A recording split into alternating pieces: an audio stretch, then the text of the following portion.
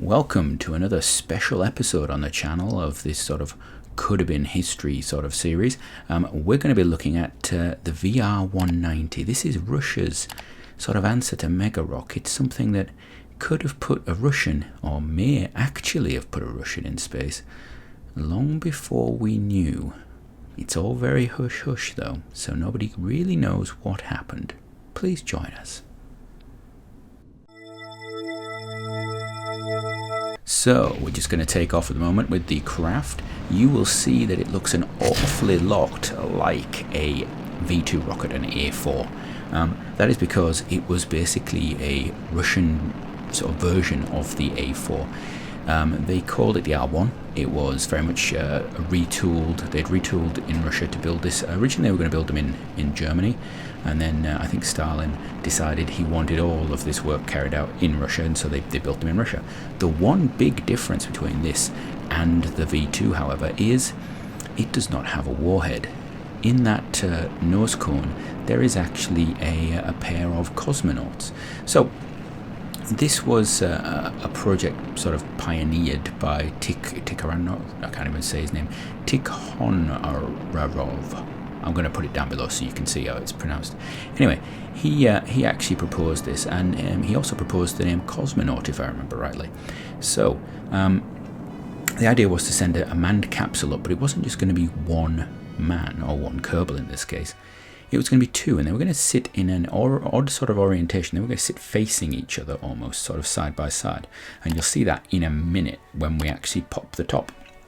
I could have just put a normal capsule on this, but I actually built a little something so we can actually see just what they were doing. So this craft was aimed to get into space. It was aimed to get over the Kármán line, over the 100-kilometer height, and ideally to space. So we've fired this to 140 kilometers because that represents space in Kerbal realism overhaul.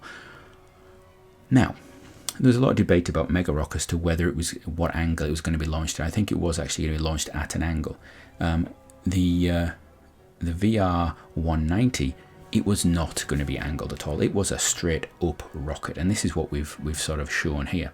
Now, interestingly, there is some debate over just how much was carried out by the Russians. There is a suggestion that, unlike Mega Rock, this actually happened. So there is accounts of manned and unmanned missions occurring, and you can have a look around, see if you can find the actual documentation on this. There's some suggestion that they got animals up to over the Kármán line. There's some debate over whether humans may have been over the Kármán line and what happened to them.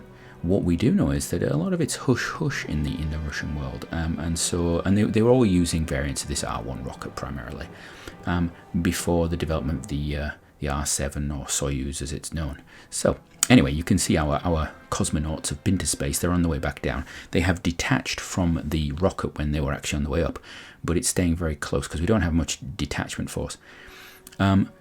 As we're coming down, you can see they're slowing down reasonably well. On the bottom of the capsule, which you're going to get a look at in a minute, I think, or if we just watch the rocket going past us because it's got fins and slows down. On the bottom of that capsule, there's a few spheres there. There's a debate on the designs of what they are. I have used them for life support, for oxygen, things like that. Maybe not the best idea if you're going to go through re-entry heating, but it'll do for us. There's very little discussed as to the actual re-entry sort of approach, whether it would be rockets, whether it would be parachutes. I'm assuming there's some sort of parachute system. So we've used a system similar to what would have been on Mega Rock, and that is, and you see this has actually come down a very nice sort of, it's not turning over, which was what was concerning me. You can see there the two little cosmonauts in there facing each other side by side. It's sort of like a lover's chair arrangement, in fact. So we've got our little drogue chutes out there just slowing us down. You can see the actual G on the way down for this is potentially lower than the rocket on the way up. The V2, or the R1, in order to get these cosmonauts into space, has to actually put them under quite a degree of G-force, because the engine is actually quite powerful, but doesn't run for an awfully long time. Whereas Mega Rock was designed to actually be a bit of a bigger craft, and so it was a slower climb with a slightly refined, changed engine.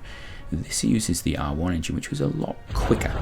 So we've got our drogue chutes out, and we're just falling down now.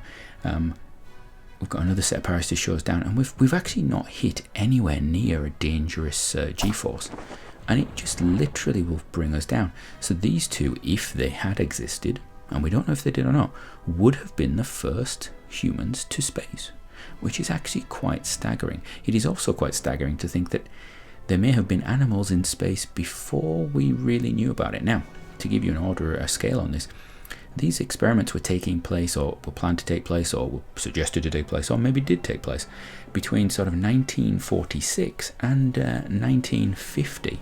So that's 10 years before Yuri Gagarin and Sputnik and all that happened, which is unbelievable. So with that, we're going to jump our cables out. There we go. Nice and safe. You can see the capsule there in the Space Center. We're very close to the Space Center because we went straight up. It is a small capsule. It was a very cramped capsule, very much like later Soyuz.